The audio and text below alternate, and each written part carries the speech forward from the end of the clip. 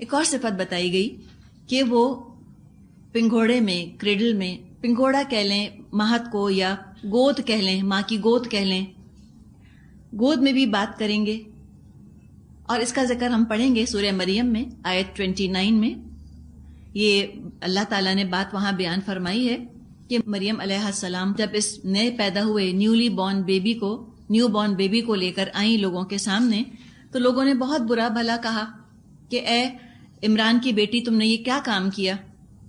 وہ خاموش رہیں. بچے کی طرف انہوں نے اشارہ کر دیا اور بچہ بول اٹھا، انی عبداللہ، کہ بے شک میں اللہ کا بندہ ہوں.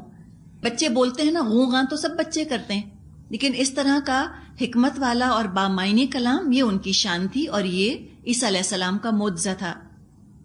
کہل مڈل ایج کو کہا جاتا ہے، ادھیڑ عمر کو، جب سیاہ بالوں میں سفیدی آنی شروع ہو جائے. اس عمر میں تو سبھی بات کرتے ہیں، تو اس میں کون سی حیرت کی بات ہے کہ وہ کہولت کی عمر کو ہو کر بات کریں گے؟ تو بات یہ ہے کہ عیسیٰ علیہ السلام جب آسمان پر اٹھائے گئے تو ان کی عمر تقریباً 33 سال تھی، 33 ایئرز. یہ جو دور ہوتا ہے 30 سے 35 سال کی عمر کا، اس کو شاب کہا جاتا ہے عربی میں. ہم اردو میں شباب کہتے ہیں، جوانی کا دور. تو دنیا میں تو کہولت کی عمر ان پر آئی ہی نہیں. اس سے پتہ چلتا ہے کہ ایک دفعہ دوبارہ وہ دنیا میں تشریف لائیں گے، کہولت کی عمر کو پہنچیں گے اور لوگوں سے کلام کریں گے. جب فرشتوں نے یہ خوشخبری مریم علیہ السلام کو دی تو انہوں نے فرمایا، آیت نمبر 47، قالت ربی انا یکون لی ولد ولم یمسسنی بشر قال کذلک اللہ یخلق ما یشاء اذا قضى امرا فانما یقول له کن فیکون. یہ سن کر مریم بولی، پروردگار، میرے ہاں بچہ کہاں سے ہوگا؟ مجھے تو کسی شخص نے ہاتھ تک نہیں لگایا. جواب ملا، ایسا ہی ہوگا، اللہ جو چاہتا ہے پیدا کرتا ہے. جب وہ کسی کام کے کرنے کا فیصلہ فرماتا ہے تو بس کہتا ہے کہ ہو جا، اور وہ ہو جاتا ہے. یعنی والد کے بغیر معجزانہ طور پر ان کی ولادت ہوگی، اور یہ اللہ کی قدرت کی ایک نشانی ہوگی. اس سے پہلے یحییٰ علیہ السلام کی خلاف معمول ولادت کی بات گزر چکی. ان کی بھی پیدائش معجزانہ ہی تھی ایک طرح سے، اور یہ خاص اللہ کی طرف سے ہوگا. کسی انسان کے ارادے، کسی انسان کے اختیار کا کوئی دخل نہ ہوگا اس میں. تو جب یحییٰ علیہ السلام کو خدا نہیں بنایا تو پھر عیسیٰ علیہ السلام کو آخر خدا بنانے کی کیا تک ہے؟ ان کی بھی پیدائش معجزانہ، ان کی بھی معجزانہ. اللہ تعالیٰ کے لیے تو بس اتنا کہنا ہوتا ہے، کن، ہو جا، فیکون، اور وہ کام ہو جاتا ہے. تو کسی کے بغیر باپ کے پیدا ہونے سے کوئی یہ دلیل نہیں لے سکتا کہ وہ نعوذ باللہ اللہ ہیں یا اللہ کے بیٹے ہیں.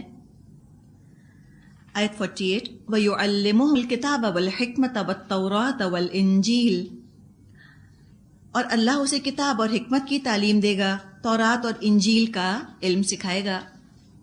تورات میں صرف احکامات تھے، اور انجیل میں تورات کے احکامات کی حکمت موجود تھی. تورات میں حکمت نہیں تھی، صرف احکامات تھے. انجیل میں احکامات نہیں، صرف حکمت تھی. تو بعض لوگوں نے جو واو آ رہا ہے بیچ میں، اس کو واو تفسیری کہا ہے، اور مطلب کیا لیا ہے کہ وہ سکھائے گا ان کو کتاب اور حکمت، یعنی تورات اور انجیل. تو کتاب کو کہا گیا تورات اور حکمت کہا گیا انجیل کو. بعد میں آنے والوں نے یہ کیا کہ انہوں نے صرف انجیل کو تھام لیا، تورات کو انہوں نے نہ پڑھا. تو نتیجہ کیا نکلا؟ یوں سمجھے کہ ایک بک ہے جس کے 2 والیومز ہیں، والیوم 1، والیوم 2. اب اگر کوئی والیوم 1 کو چھوڑ کے صرف والیوم 2 پڑھتا ہے تو وہ پوری طرح بات نہیں سمجھ پائے گا، وہ دھوکہ کھائے گا، اس کا علم نامکمل ہوگا، اور اگر وہ اس علم پر عمل کرنے کھڑا ہو جائے تو ہو سکتا ہے غلطی کرے. تو سمجھے اسی طرح ایک ہی کتاب کی یہ 2 والیومز تھے، تورات اور انجیل. جب تورات کو چھوڑ دیا تو سمجھے کہ شریعت انہوں نے چھوڑ دی، صرف انجیل انہوں نے لے لی جو کہ انکمپلیٹ تھی ایک طرح سے. کس سینس میں نامکمل تھی؟ کہ اس کے اندر شریعت نہیں تھی. وہ تو تورات کے ساتھ اٹیچ ہو کر آئی تھی انجیل، لیکن جب لوگوں نے تورات کو چھوڑ کے صرف انجیل کو لیا تو ایک ایسی امت وجود میں آ گئی کہ جس کے پاس کوئی شریعت ہی نہیں. کوئی ڈوز اینڈ ڈونٹس ہی نہیں. آج عیسائیت میں شریعت نام کی کوئی چیز نہیں ہے. ان کے پاس صرف ہسٹری ہے اور چند ان کی اپنی رسومات ہیں, کچھ فیسٹیولز وغیرہ ہیں بس. اس لیے کہ انہوں نے عیسیٰ علیہ السلام کے قول کے برخلاف تورات کو چھوڑ دیا, صرف انجیل کو لے لیا, تو ان کے پاس کوئی لا نہیں ہے. حالانکہ عیسیٰ علیہ السلام کا اپنا قول موجود ہے. انہوں نے کہا کہ do not think I have come to destroy law, یہ تو مت سمجھنا کہ میں قانون کو ختم کرنے آیا ہوں. اور یہاں بھی وضاحت سے بات بیان فرمائی. وہ کتاب کی مراد احکامات کی, شریعت کی بھی تعلیم دیتے تھے اور اس کی حکمتیں بھی بیان فرماتے تھے. آیت 49 وَرَسُولًا إِلَىٰ بَنِي إِسْرَائِيل, اور بنی اسرائیل کی طرف وہ رسول بنا کر بھیجے گئے تھے. یہ بہت اہم مقام ہے کہ وہ رسول بنا کر بھیجے گئے بنی اسرائیل کی طرف. پتہ چلا عیسیٰ علیہ السلام کی رسالت محدود تھی, لمیٹڈ تھی بنی اسرائیل تک. خود ان کا اپنا بھی قول موجود ہے کہ ان کی بعثت کا مقصد بنی اسرائیل کے بھٹکے ہوئے لوگوں کو راہ راست دکھانا ہے. قول ان کا آتا ہے کہ آئی have come in search for the last shape of the house of Israel, کہ میں تو بنی اسرائیل کی بھٹکی ہوئی کھوئی ہوئی بھیڑوں کی تلاش میں آیا ہوں. جب ان کے حواری تبلیغ کے لیے نکلے تو انہوں نے اپنے حواریوں کو, اپنے ساتھیوں کو خاص ہدایت دی تھی کہ غیر اسرائیلی کی طرف مت جانا. کیوں؟ کیا وجہ ہے غیر اسرائیلی کی طرف کیوں مت جانا؟ اس لیے کہ ان کے پاس ابھی تورات کا علم نہیں ہے. صرف اسرائیلیوں کے پاس جانا, تاکہ اسرائیلیوں کے پاس جاؤ گے تو ان کے پاس تورات کا علم آلریڈی ہے, پہلے سے موجود ہے, پھر ان کو انجیل کا علم دے دینا, ان کو آگے پیغام پہنچا دینا. تو مراد یہ نہیں ہے کہ غیر اسرائیلیوں کو بھٹکنے کے لیے چھوڑ دیا جائے, مراد یہ ہے کہ ان کو پہلے اسرائیلی تو بنایا جائے, مراد پہلے تورات کا علم تو دیا جائے, پھر اس کے بعد ان کو انجیل بھی سکھا دی جائے. اگر ایسے مشرکوں کی طرف جائیں گے تبلیغ کرنے کہ جن کے پاس تورات کا علم ہی نہیں, تو وہ تو پھر دھوکے میں پڑ جائیں گے. وہ سمجھیں گے کل تعلیمات انجیل کے اندر ہیں, بس انجیل پر ایمان لانا کافی ہے, پچھلی کتاب کو ماننا ضروری نہیں. اس کی طرف سے لا علم رہ جائیں گے, عمل ان کا غلط ہو جائے گا. تو لہٰذا انہوں نے خاص ہدایت کی تھی اپنے حواریوں کو کہ غیر اسرائیلی کی طرف مت جانا. تو یوں پتہ چل رہا ہے کہ عیسائیت الگ مذہب کے طور پر پیش ہونے کے لیے نہیں آئی تھی. عیسائیت نام کا کوئی مذہب نہیں تھا. عیسیٰ علیہ السلام تو کنٹینیوٹی کے طور پر آئے تھے, تسلسل تھے وہ موسیٰ علیہ السلام ہی کی تعلیمات کا. اسی دین کو جو موسیٰ علیہ السلام لے کر آئے تھے اسی کو تازہ کرنے آئے تھے. کوئی الگ شناخت, الگ آئیڈینٹی اپنی لے کر نہیں آئے تھے. فرمایا انی قد جئتکم بآیۃ من ربکم انی اخلق لکم من الطین کہیئۃ الطیر فانفخ فیہ فیکون طیرا باذن اللہ. پھر وہ بحیثیت رسول بنی اسرائیل کے پاس آئے, ان سے کہا میں تمہارے رب کی طرف سے تمہارے پاس نشانی لے کر آیا ہوں. میں تمہارے سامنے مٹی سے پرندے کی صورت ایک مجسمہ بناتا ہوں اور اس میں پھونک مارتا ہوں, وہ اللہ کے حکم سے پرندہ بن جاتا ہے. یہ ایک معجزہ تھا عیسیٰ علیہ السلام کا. عظیم ترین معجزات عیسیٰ علیہ السلام کو دیے گئے. بے جان میں جان ڈال دینا اور مردوں کو زندہ کر دینا. جو بھی معجزہ وہ دکھاتے ساتھ ساتھ بِإِذْنِ اللہ لگا دیتے کہ یہ میری طاقت نہیں ہے, میرا ذاتی کمال نہیں ہے, اللہ کی اجازت سے میں یہ کام کر رہا ہوں. وَأُبْرِئُ الْأَكْمَحَ وَالْأَبْرَصَ وَأُحْيِي الْمَوْتَى بِإِذْنِ اللہ.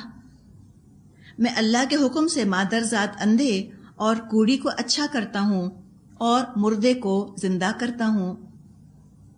اکمہا جو لفظ آیا ہے یہ کہتے ہیں پیدائشی اندھے کو. ہر معجزے کے ساتھ پھر آپ دیکھیں وضاحت ہے بِإِذْنِ اللہ کی. اب رسا جو لفظ ہے برس ہم اردو میں بھی استعمال کرتے ہیں نا, برس کا مرض ہو گیا کسی کو, اس کو ٹرانسلیٹ اکثر جگہ پر کوڑ ہی کیا ہوا ہے, جیسے یہاں بھی کوڑی کیا ہے. حالانکہ برس کوڑ کو نہیں کہتے, کوڑ ہوتی ہے لیپسی. برس ایک خاص سکن ڈیزیز ہوتا ہے کہ سکن پر سے پگمنٹیشن ختم ہونے لگتا ہے اور کھال جو ہے, جلد جو ہے اس پہ سفید سفید دھبے پڑنے لگتے ہیں. کوڑ کو جزام کہتے ہیں عربی میں, لیپرسی کو جزام کہا جاتا ہے. یہ برس کوئی سکن ڈیزیز ہے, لیکن کرسچینٹی میں یہ عام ہے کہ وہ لیپرس کو ٹھیک کیا کرتے تھے, واللہ عالم کیا صحیح بات ہے، لیکن قرآن نے بہرحال جو لفظ استعمال کیا ہے وہ الابرسا کا کیا ہے، برس والے کو وہ شفا دے دیا کرتے تھے. وَأُحْيِي الْمَوْتَ بِإِذْنِ اللَّهِ، اور مردے کو زندہ کرتا ہوں اللہ کی اجازت سے.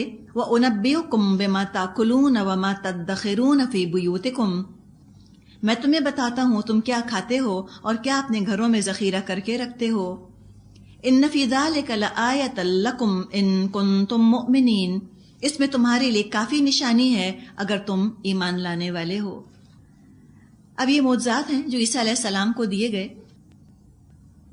ان معجزات کو دیکھ کر کچھ لوگ تو ایمان پر پختہ ہو گئے، لیکن دو ایکسٹریم گروپس بھی وجود میں آئے. ایک طرف ان معجزات کو دیکھ کر یہودیوں نے ان کو نعوذ باللہ جادوگر قرار دے دیا اور واجب القتل قرار دے دیا، اور دوسری ایکسٹریم پر عیسائیوں نے ان کو خدا کا درجہ دے دیا. ایک نفرت میں حد سے بڑھ گئے اور ایک محبت میں حد سے بڑھ گئے. ایک نفرت کا شکار ہو گئے، ایک محبت میں غلوف کا شکار ہو گئے. تو پتہ چلا کہ محبت کی انتہا بھی بعض دفعہ شرک کا سبب بن جاتی ہے اگر محبت میں وہ طریقہ اختیار کیا جائے جو کہ خود رسول نے نہ بتایا ہو. اسی پر ایک واقعہ تاریخ میں آتا ہے کہ مسلمان عالم کا ایک عیسائی عالم سے مناظرہ ہو رہا تھا. اس میں انہوں نے کہا کہ اگر بے جان کو جاندار بنانے کی وجہ سے تم عیسیٰ علیہ السلام کو خدا مانتے ہو تو پھر موسیٰ علیہ السلام کو بھی خدا مانو. تو عیسائی عالم نے پوچھا وہ کیوں؟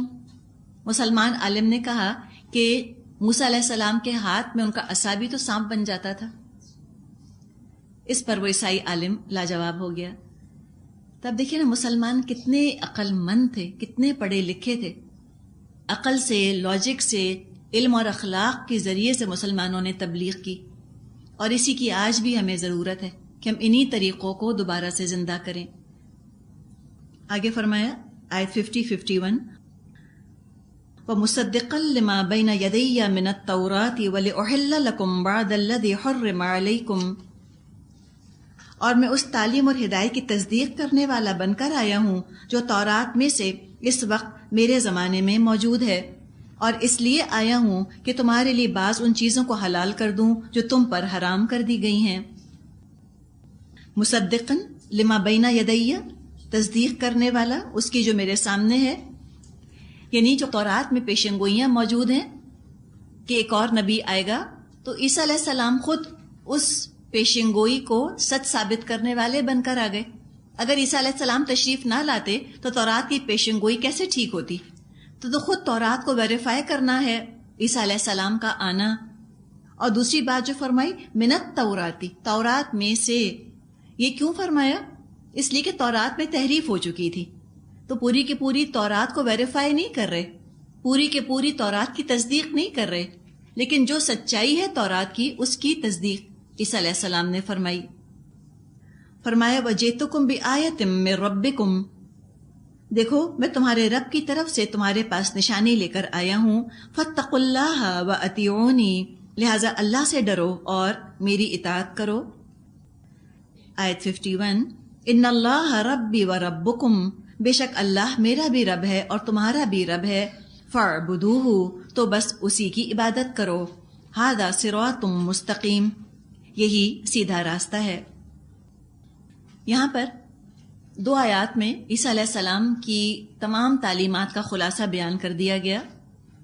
ایک تو تورات کی تصدیق، تورات کو وہ ایبروگیٹ کرنے، منسوخ کرنے نہیں آئے تھے. دوسرے بہت سی ایسی چیزوں کو وہ حلال کرنے آئے تھے جو کہ یہودی علماء نے اپنے اوپر حرام کر لی تھیں. علماء یہود نے بہت سے من گھڑت فتووں سے حلال کو حرام بنا دیا تھا اور اپنے ان فتووں کو شریعت میں داخل کر دیا تھا. اتنی انہوں نے سختی کی تھی کہ سبت کے دن تو کام کرنا منع تھا. اب وہ اسی کھوج کرید میں پڑ گئے کہ کام کا ڈیفینیشن کیا ہے. اگر آپ جیوز کی ہسٹری پڑھیں تو کئی 100 سال گزر گئے اس بات پر، یہ ڈیسائیڈ کرتے کرتے کہ کام کہتے کس کو ہیں، اور باریکیاں نکالتے گئے بال کی کھال کھود کھود کے، کرید کے یہ حال انہوں نے کر دیا کام کے ڈیفینیشن کا کہ سبت کے دن کسی مریض کو شفا کی دعا دینا بھی کام شمار ہوا. یہ بھی نہیں کریں گے. پھر انہوں نے کہا کہ اگر کسی کے منہ میں دانت لگا ہوا ہے تو کیا وہ لگانا بھی کام ہے؟ اس پر بحثیں کرتے رہے. تو یہ جو نٹ پکنگ کی عادت ہوتی ہے نا، بال کی کھال نکالنا، ہوتا یہ تقوی کے نام پر ہے، لیکن بعض دفعہ نتیجہ یہ نکلتا ہے کہ پھر حکم انتہائی سخت ہو جاتا ہے، بہت زیادہ ریجڈ ہو جاتا ہے. عیسیٰ علیہ السلام نے ان تمام بے جا سختیوں کو ختم کیا اور فرمایا میرا اور تمہارا سب کا رب اللہ ہے. کہیں بھی یہ دعویٰ نہیں کیا کہ میں خدا ہوں یا خدا کا بیٹا ہوں. دراصل ہیبرو لینگویج میں، عبرانی زبان میں اب، الف با اب کا لفظ باپ اور رب دونوں کے لیے آتا ہے. اسی طرح ابن کا لفظ بیٹے اور بندے دونوں کے لیے آتا ہے. نصارہ نے کیا کیا؟ عیسیٰ علیہ السلام کی محکم اور واضح تعلیم کو نظر انداز کر دیا، اگنور کر دیا اور متشابہات کے پیچھے پڑ گئے. نتیجہ کیا ہوا؟ حد درجہ گمراہی میں جا پڑے. آگے فرمایا آیت 52، فَلَمَّا أَحَسَّ عِيسَى مِنْهُمُ الْكُفْرَ قَالَ مَنْ أَنصَارِي إِلَى اللَّهِ قَالَ الْحَوَارِيُّونَ نَحْنُ أَنصَارُ اللَّهِ آمَنَّا بِاللَّهِ وَاشْهَدْ بِأَنَّا مُسْلِمُونَ. جب عیسیٰ علیہ السلام نے محسوس کیا کہ بنی اسرائیل کفر اور انکار پر آمادہ ہیں تو انہوں نے کہا کون اللہ کی راہ میں میرا مددگار ہوتا ہے؟ حواریوں نے جواب دیا ہم اللہ کے مددگار ہیں، ہم اللہ پر ایمان لائے، گواہ رہو کہ ہم مسلم ہیں. حواری مادہ اس کا ہا واو را ہے، معنی ہے سفیدی، وائٹنس. کچھ کہتے ہیں کہ یہ عبرانی سے عربی میں آیا ہے، ہیبرو ورڈ ہے، اور کچھ کہتے ہیں کہ نہیں، یہ ایتھوپین لینگویج تھی، حبشہ کی زبان تھی، اور یہ حبشہ کی زبان سے یہ لفظ عربی میں آیا ہے حواری. مطلب اس کا ہوتا ہے حامی، مددگار، ہیلپر. یہ لفظ عیسیٰ علیہ السلام کے ساتھیوں کے لیے استعمال ہوتا ہے، جیسے کہ صحابی نبی اکرم صلی اللہ علیہ وسلم کے ساتھیوں کے لیے لفظ استعمال ہوتا ہے. حواری کا مطلب ہوتا ہے خاص شاگرد بھی، یہ بھی ایک مطلب ہے، اسپیشل اسٹوڈنٹ جو بہت کلوز ہو. حواریوں کی تعداد روایات میں 12 آتی ہے. عیسیٰ علیہ السلام کے شاگرد تھے. اب ان کو حواری کیوں کہا؟ یا تو ان کے دل کی حالت کی وجہ سے کہ بہت پاک صاف ان کے دل تھے، یا اس لیے کہ وہ سفید کپڑے پہنا کرتے تھے اس لیے ان کا نام حواری پڑ گیا. کچھ روایات آتی ہیں کرسچنز کی جس سے پتہ چلتا ہے کہ یہ ریور جارڈن کے کنارے کپڑے دھویا کرتے تھے، دھوبی تھے، یا یہ مچھیرے تھے، مچھلیاں پکڑتے تھے. عیسیٰ علیہ السلام نے ان سے کہا کہ تم مچھلیاں پکڑتے ہو، آؤ میں تمہیں انسانوں کا شکار کرنا سکھاؤں. مراد ہے انسانوں کو کیسے بچایا جاتا ہے وہ میں تمہیں بتاؤں. واللہ عالم، مختلف اقوال ہیں اس حواری لفظ کے بارے میں. عیسیٰ علیہ السلام نے یہ تو محسوس کر لیا تھا کہ بنی اسرائیل کے جو با اثر لوگ ہیں وہ ان کی دعوت پر ایمان لانے کا کوئی ارادہ نہیں رکھتے. انفلوئنشل لوگ جو ہیں، ایفلوئنٹ کلاس، وہ بات نہیں سننے کو تیار. تو بددل نہیں ہوئے، مایوس نہیں ہوئے. اللہ کی راہ میں جد و جہد انہوں نے جاری رکھی. علم والے، دولت والے ساتھ نہیں دے رہے تھے، نہ دیں. کمزور اور غریب لوگوں کو لے کر انہوں نے جمع کر لیا. وفادار تو تھے. تو اللہ جیب تو نہیں دیکھتا، اللہ تو دل کی کیفیت، اللہ تو وفاداری دیکھتا ہے، لائلٹی اور اوبیڈینس دیکھتا ہے. عیسیٰ علیہ السلام نے راہ ہدایت کا سفر تنہا شروع کیا. من انصاری الی اللہ میں آپ دیکھیں کتنا جذبہ ہے کہ میں تو جا رہا ہوں اللہ کی طرف. اپنا ارادہ تو کلیئر کر دیا. کوئی آتا ہے تو آئے، نہیں آتا تو نہ آئے، اس سے میرے ارادے پر، میرے کام پہ فرق نہیں پڑے گا. یہ نہیں ہے کہ لوگ جمع ہوں گے تو میں کام کروں گا اور لوگ جمع نہیں ہوں گے تو میں کام نہیں کروں گا اللہ کا. یہ نہیں کہا. کہا کہ میں تو چل پڑا. اب تم میں سے کون کون ہے جو کہ میرا ساتھی بننا چاہتا ہے اللہ کے اس کام میں؟ خالص نیت کے ساتھ انہوں نے یہ پکار بلند فرمائی اور اللہ تعالیٰ نے ساتھی فراہم کر دیے. ساتھی بھی جو آئے، جو ٹیم بھی بنی، جو جماعت بنی، انہوں نے بھی عیسیٰ علیہ السلام پر کوئی احسان نہیں رکھا. یہ نہیں کہا کہ نحنو انصارو کا الی اللہ، یہ نہیں کہا کہ ہم آپ کے مددگار ہیں اللہ کے کام میں. جو ساتھی آئے وہ سمجھ رہے تھے کہ یہ کوئی عیسیٰ علیہ السلام کا ذاتی کاز نہیں ہے، کوئی پرسنل گین کے لیے نہیں کر رہے. ذاتی مفاد کی خاطر نہیں کر رہے، اپنی شان اپنا نام بلند کرنے کے لیے نہیں اٹھے، اللہ کی خاطر اٹھے ہیں۔ تو جو ساتھی جمع ہوئے انہوں نے بھی اپنا ہدف، اپنا ٹارگٹ کسی انسان کی رضا نہیں رکھا، ڈائریکٹ اللہ کی بات کی، نحن انصار اللہ، ہم اللہ کے ساتھی ہیں، اللہ کے مددگار ہیں۔ تو مقصد کامن ہو گیا کہ اے عیسیٰ، جو مقصد آپ کا ہے اللہ کی رضا، وہی مقصد ہمارا بھی ہے، دونوں کا کاز ایک ہی ہے۔ اور جو بھی اللہ کی خاطر آئے اس کے لیے ضروری ہے کہ اپنی نیت کو خالص کر کے آئے، اس نیت کے ساتھ آئے کہ میں اللہ کی خاطر آیا ہوں، تبھی وہ سیلف لیسلی، بے لوس طریقے سے کام کر سکے گا، ورنہ دین کا کام بوجھ بن جائے، مصیبت بن جائے، وہ اس کے سر پہ ڈالے، وہ اس کے سر پہ ڈالے، ہر وقت ایک دوسرے سے جھگڑے ہوں، شکایتیں ہوں کہ میں نے اتنا کام کیا، فلاں نے اتنا کم کام کیا۔ جیسے گھر میں اپنے نوکر ہم دیکھتے ہیں، ہر نوکر چاہتا ہے کہ اگلے کے سر سارا کام ڈال دوں، میں بچ جاؤں۔ یہ ذہنیت ہوتی ہے کہ جو لوگوں کی خاطر آئیں۔ جو اللہ کی خاطر آتا ہے اس کا تو بس نہیں چلتا، وہ سب کے حصے کا کام خود سمیٹ لے۔ اس کو تو برا اس وقت لگتا ہے کہ جب اس سے کوئی کام لے کر کسی اور کے حوالے کر دیا جائے، اس پر اس کا دل ٹوٹنے لگتا ہے کہ مجھ سے کیوں لے لیا یہ کام۔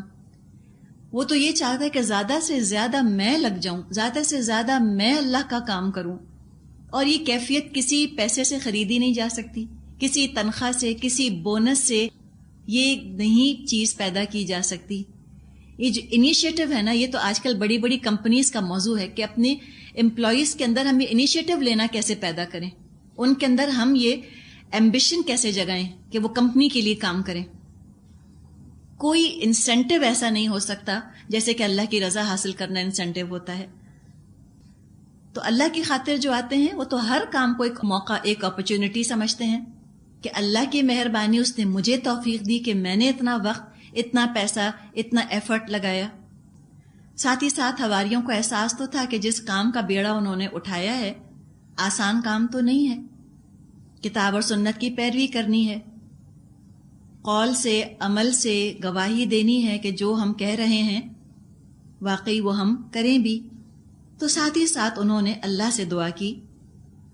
آیت 53، ربنا، اے ہمارے رب، آمنا بما انزلتا، ایمان لائے ہم اس چیز پر جو تو نے نازل فرمائی، واتبعنا الرسول، اور ہم نے اتباع کیا رسول کا، فاکتبنا مع الشاہدین، ہمارا نام گواہی دینے والوں میں لکھ لے۔ ایک تو دیکھیں آیت 52 میں مسلمون کہا انہوں نے اپنے آپ کو، نصارہ نہیں کہا، یہ بھی بہت خوبصورت انداز بات بتانے کا۔ دوسرے، شہادت کا کرائیٹیرین، شہادت کا معیار، اللہ کی کتاب پر ایمان لانا اور رسول کا اتباع کرنا۔ ان دونوں میں سے ایک چیز بھی اگر کم ہو تو شہادت کا حق ادا نہیں ہو سکتا۔ بہت اہم آیت ہے، واتبعنا الرسول، ہم نے رسول کا اتباع بھی کیا۔ قیامت کے دن اللہ ہمارا نام حق بتانے والوں میں لکھا جائے، حق چھپانے والوں میں نہ ہو۔ نبی خود بہت مشکل اٹھا کر یہ ذمہ داری ادا کرتے ہیں، اور آگے جو ان کے ساتھی ہوتے ہیں وہ بھی ذمہ داری ادا کرتے ہیں، اور پھر قربانی تو دینی ہوتی ہے، مشکلات اٹھانی ہوتی ہیں جب شہادت کی ذمہ داری ادا کرنی ہو۔ جو شہادت چھپا لیں ان کو قربانی دینے کی سعادت بھی نصیب نہیں ہوتی، وہ قربانی نہیں دیتے۔ فرمایا آیت 54، وَمَكَرُوا وَمَكَرَ اللَّهُ، بنی اسرائیل نے خفیہ تدبیریں کی، جواب میں اللہ نے بھی خفیہ تدبیر کی، وَاللَّهُ خَيْرُ الْمَاكِرِينَ، اور ایسی تدبیروں میں اللہ سب سے بڑھ کر ہے۔ مکر کا مطلب ہوتا ہے چھپی ہوئی اسکیم۔ اوپن فرنٹ پر یہودی عیسیٰ علیہ السلام کا مقابلہ نہ کر سکے، جو بات بھی یہودی کرتے عیسیٰ علیہ السلام دلیل دے کر ان کو چپ کرا دیتے، لہٰذا اب یہودیوں نے خفیہ سازشیں شروع کی۔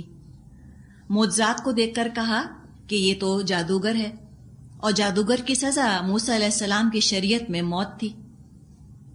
پھر روم کے گورنر سے کہا کہ یہ عیسیٰ یہ تو لوگوں کو بغاوت پر آمادہ کر رہا ہے، سول انریسٹ کر رہا ہے، امن امان میں خلل ڈال رہا ہے، لہٰذا گرفتار کرو اس کو۔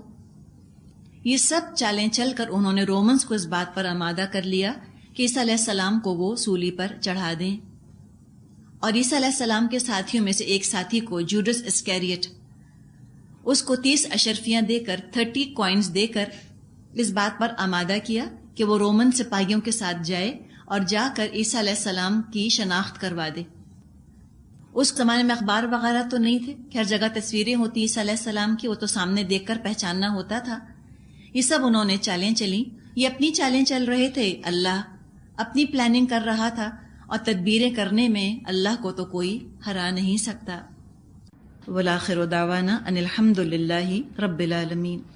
سبحانک اللہم و بحمدک نشہد ان لا الہ الا انت نستغفرک و نتوب الیک۔ السلام علیکم ورحمۃ اللہ وبرکاتہ۔